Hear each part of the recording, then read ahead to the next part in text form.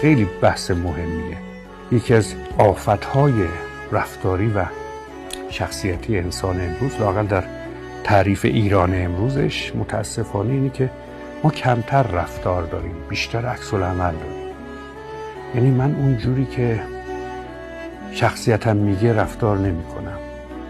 توجیهم اینه که همه دروغ میگن، منم دروغ میگم.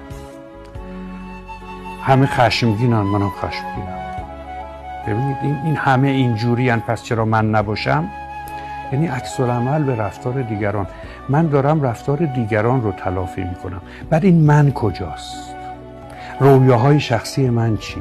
اگه محبت چیز خوبیه باید بورزم.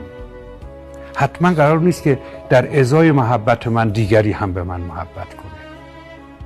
این که کاری شما بکنید من به تلافی اون کاری انجام بدم که شخصیت منو نشون نمیدید. حتی در کارهای خوب میگن عارفی مشعلی دستش بود و میدوید.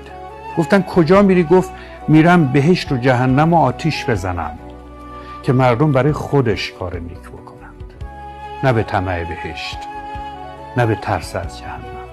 اینا مزده. خود اگه یه کاری بکنی که مزد بگیری که دیگه اون فضیلت تو نیست.